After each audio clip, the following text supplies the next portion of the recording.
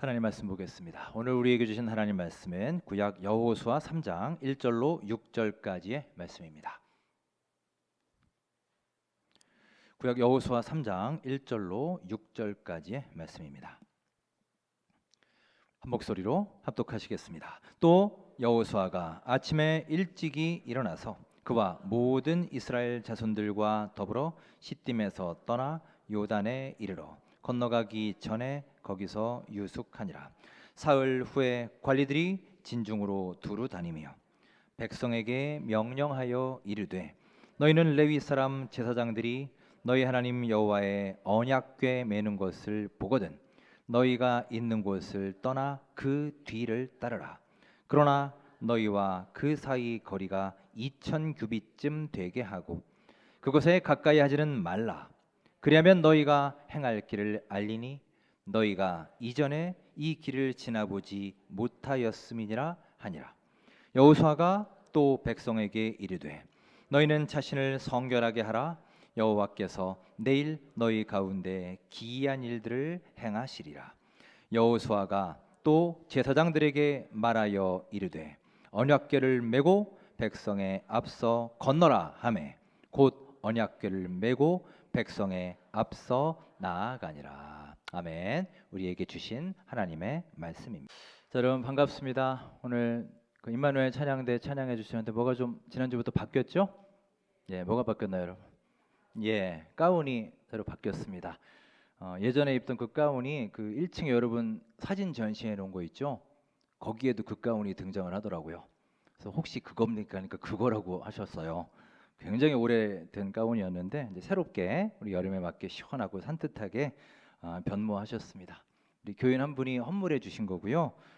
한사코 그분이 밝히지 말라 그래서 제가 이제 안 밝히고 있었는데 또 성가대에서는 좀 얘기를 해주셔야 되지 않겠느냐 또 얘기를 하셔서 오늘 제가 양쪽 의견을 다 존중해서 광고만 합니다. 여러분 2주 전에 그 주보를 보시면 헌금란에 헌물해서 그분 성함이 나와 있습니다. 여러분 궁금하신 분은 2주 전 14일 주보를 참조하시는 거로 하고요. 헌물해 주신 분께 진심으로 감사를 드립니다. 자, 지난 목요일이 중복이었습니다. 날씨가 연일 무더운 날씨가 이어지고 있습니다. 오늘도 무더위 가운데 귀한 예배장에 오신 여러분들 하나님의 크신 은혜와 사랑이 가득히 넘치시길 간절히 소망합니다. 함께 우리 축복하며 인사하겠습니다. 반갑습니다. 잘 오셨습니다. 주님의 은혜와 사랑 가운데 승리하시고요. 우리 무더위를 잘 이겨내시기 바랍니다. 예, 오늘 광고가 너무 길어서 설교 시작도 하는데 벌써 40분이래요. 오늘 조금 제가 빨리 하겠습니다. 예전에 사역하던 교회에 큰 행사가 있었습니다. 교회 주차장이 작아서 이제 근처에 그 행사 주차장을 구해야 되는 상황이었습니다. 교회 옆에 큰 공터가 하나 있었는데요. 그 몇 년 동안 전혀 쓰지 않는 공간이었고 그냥 차 몇십 대는 충분히 들어가는 그런 좋은 곳이었습니다. 알아보니까 시청 관할이어서 시청의 허가를 받아야 됐습니다. 전화를 했죠. 그 전화를 하자마자 제 말을 제대로 듣지도 않아요. 그냥 거기는 안 돼요. 그리고 쌀쌀맞게 얘기를 합니다. 그래서 교회에 지금 상황을 좀 설명하려고 했는데 들으려고 하지도 않습니다. 거기는 아무에게도 대여가 안 됩니다. 그냥 계속 이 얘기만 반복을 합니다. 자, 그런데 이 주차 문제를 해결 못하면 행사를 치르기가 굉장히 어려운 상황이었고 참 중요한 문제였습니다. 어떻게 할까 고민을 하다가 그냥 마지막 방법으로 저희 교회 교인 중에 시의원이 계셨어요. 그래서 그분 생각이 갑자기 나서 이제 전화를 해서 지금 상황이 좀 이렇습니다. 급합니다. 설명을 드렸더니 그분이 걱정 마세요. 내가 알아서 해줄게요. 조금만 기다리세요. 그러시더라고요. 그래서 뭐 어떻게 하시려고 그러시나 싶었는데 정말 20분도 채 안 돼서 제 핸드폰으로 전화가 왔습니다. 시청에서 아까 그 직원한테 전화가 왔어요. 지금 오셔서 공터 열쇠 받아가세요. 그럽니다. 전화도 얼마나 친절하게 하는지 몰라요. 아까는 찬바람이 쌩쌩 불더니만 뭐 이런 사람이 다 있나 싶기도 했고 참 세상에 정말 이런 건가? 그렇게 전화해도 들어주지도 않던 사람이 시의원 전화 한 통에 이렇게 변할 수가 있나?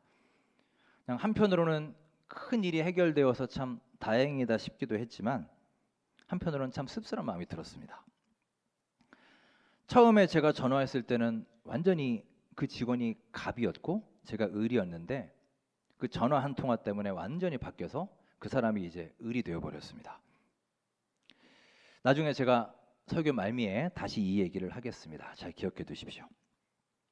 오늘 본문에는 위대한 지도자 모세에 이어서 새로운 지도자로 세움받은 여호수아가 백성들을 이끌고 요단강을 건너서 드디어 가나안에 입성하게 되는 극적인 이야기가 기록되어 있습니다.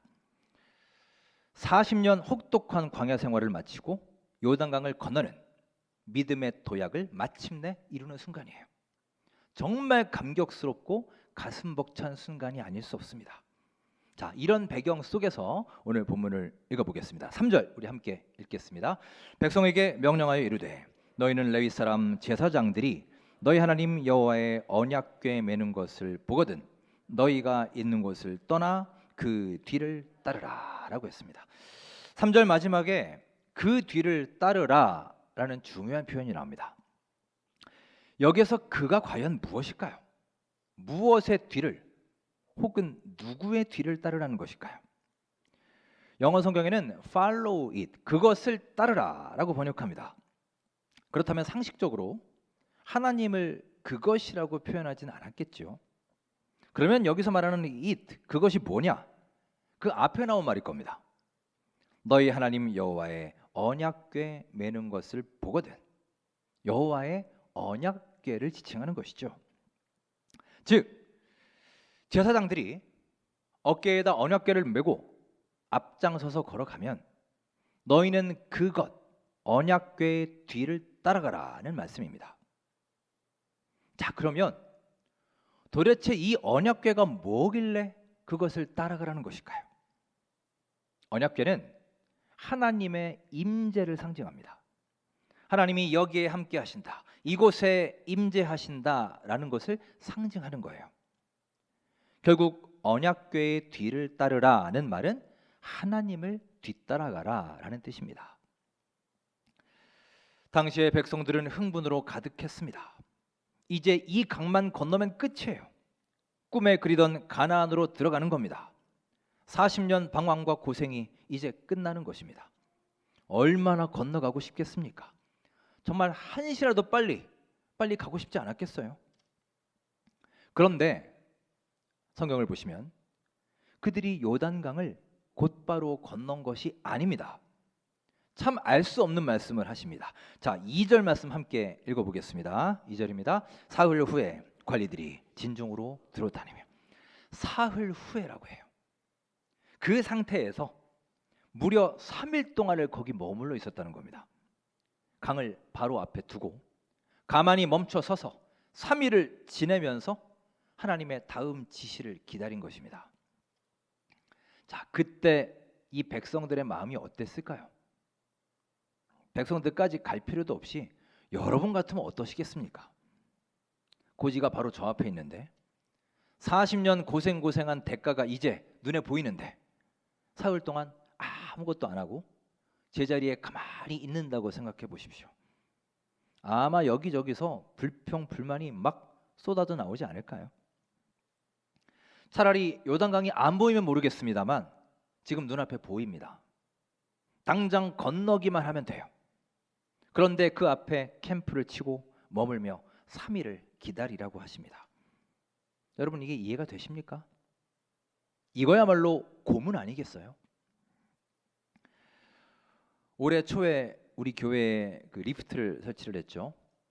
타보신 분들은 아시겠지만 이게 일반 엘리베이터보다 속도가 느립니다. 장애인 전용이기 때문에 최대한 사고 위험을 줄이기 위해서 이제 천천히 올라가고 내려가는데요.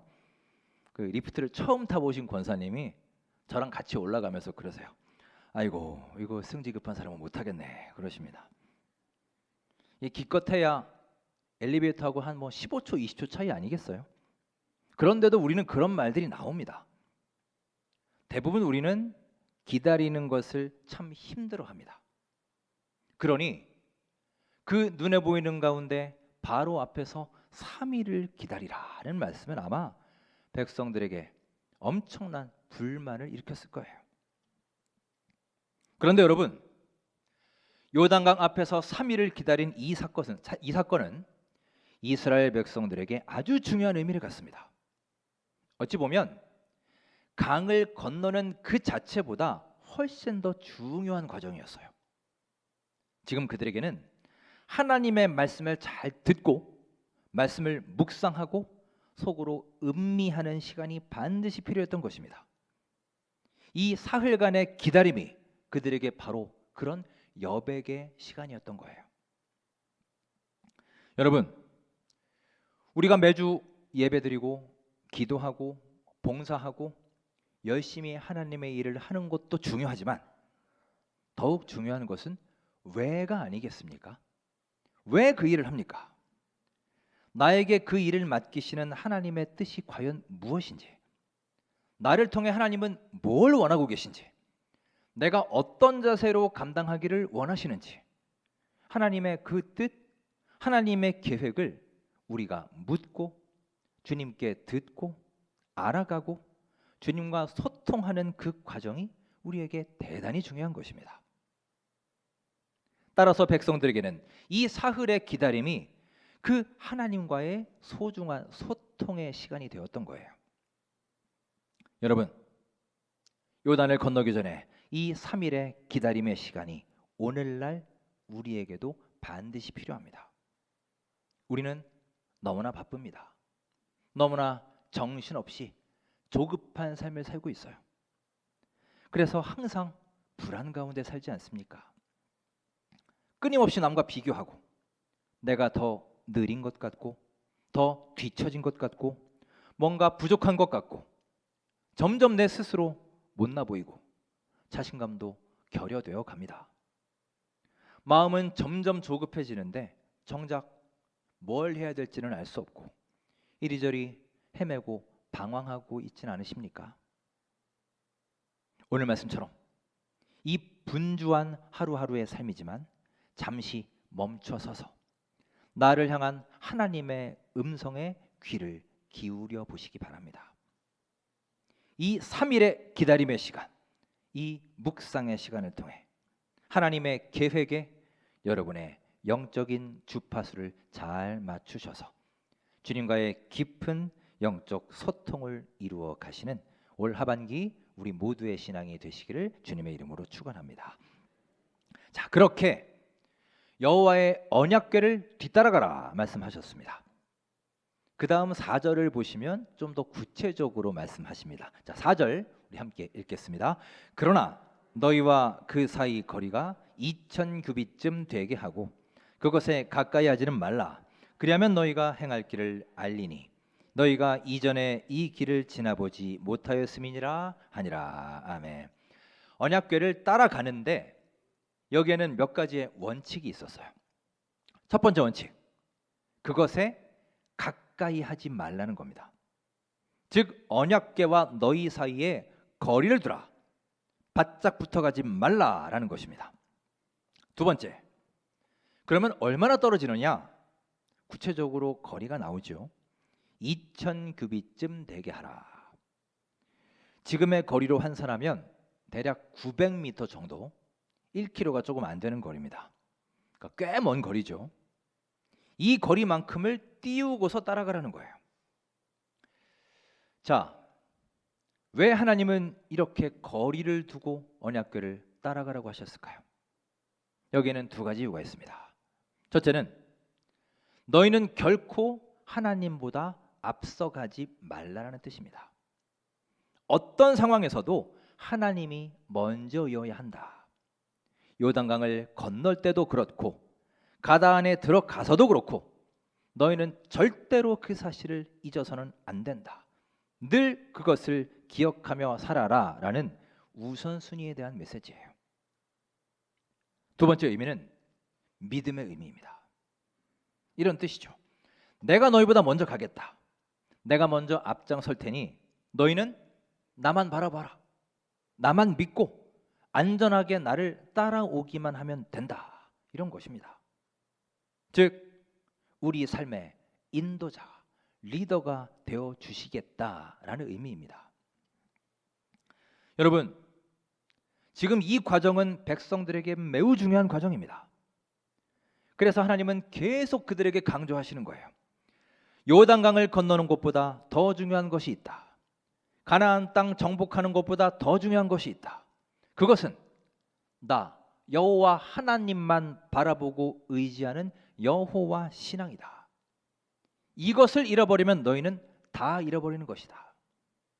여러분, 이게 바로 하나님이 강조하시는 여호와 신앙에 대한 메시지입니다.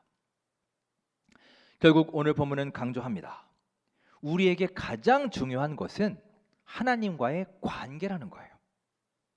우리가 예배하고 기도하고 말씀 읽고 봉사도 하지만 근본적으로 우리는 이 모든 것들을 왜 합니까?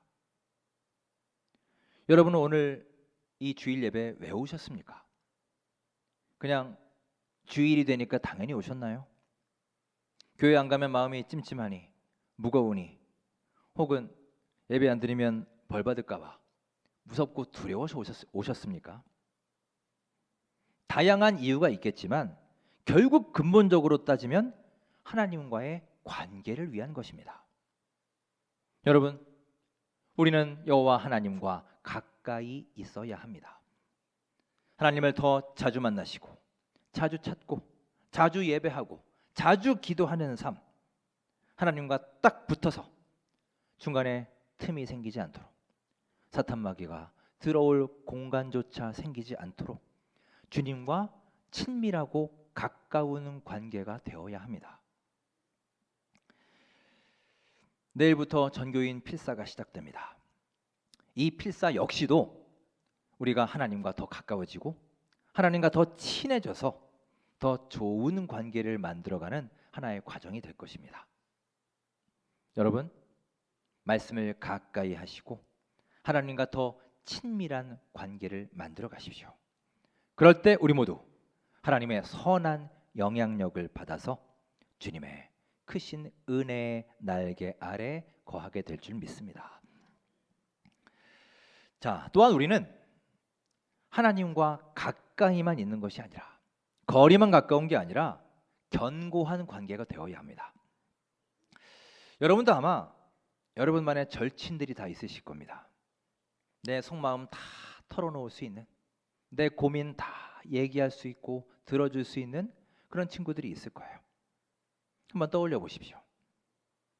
혹시 누가 그 친구와의 관계를 중간에서 이간질시키려고 모함을 하거나 안 좋은 얘기를 퍼뜨려도 나와 그 친구 사이에 신뢰가 돈독하다면 거기에 흔들리지 않을 것입니다. 왜냐?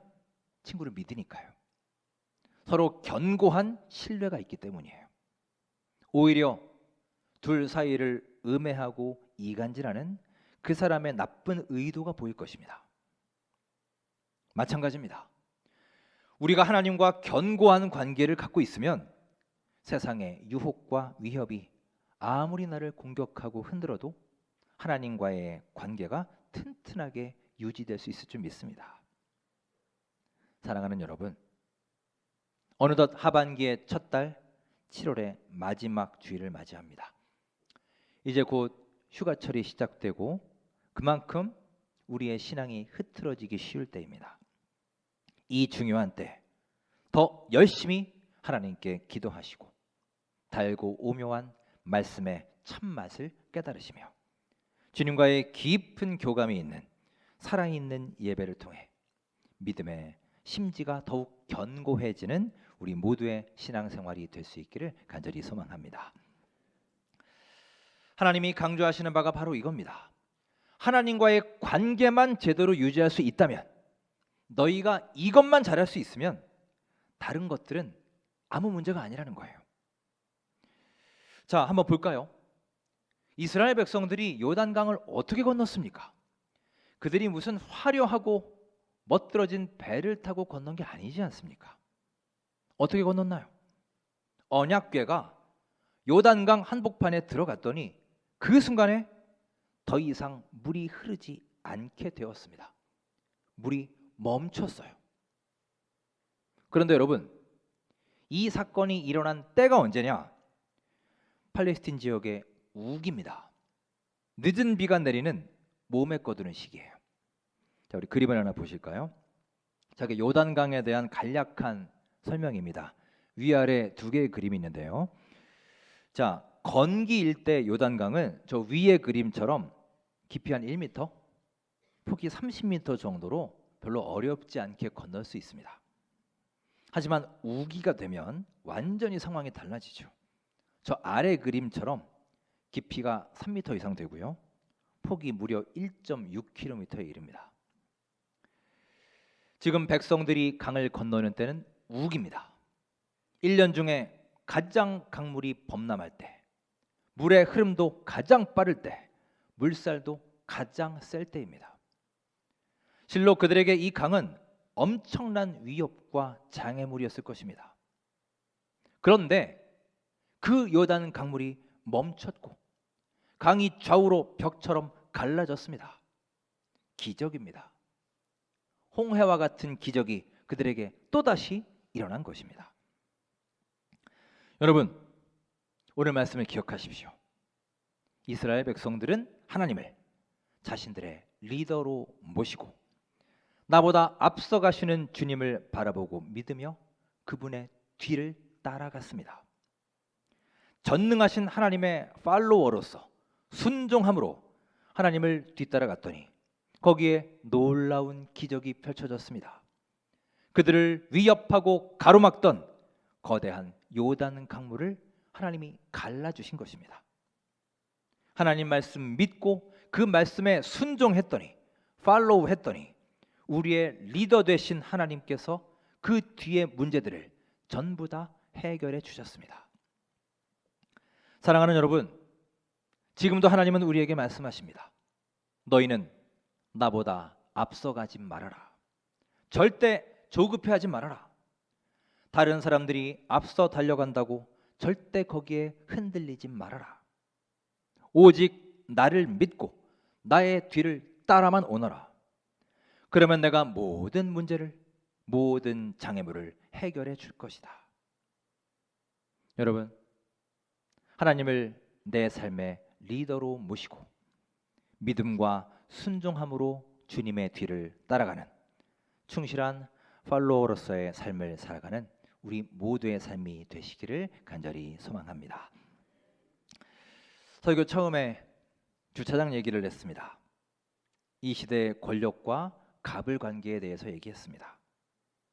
우리는 세상의 어떤 권력보다도, 수많은 사람들이 부러워하는 그 권력보다도 더 강하시고 어떤 재벌보다도, 어떤 대기업 회장보다도 더 높으시며 무엇보다 여러분을, 저를 진정으로 사랑해 주시는 우리 하나님이 지금도 내 곁에 계셔서 나를 바라보시고 나의 상처를 치유해 주시는 분이심을 믿으시기 바랍니다. 그래서 우리는 하루하루를 감사 가운데 살아야 하는 거예요. 우리 하나님은 오늘 말씀처럼 당신의 사랑하는 백성을 지금도 눈동자처럼 지켜주시는 분이십니다.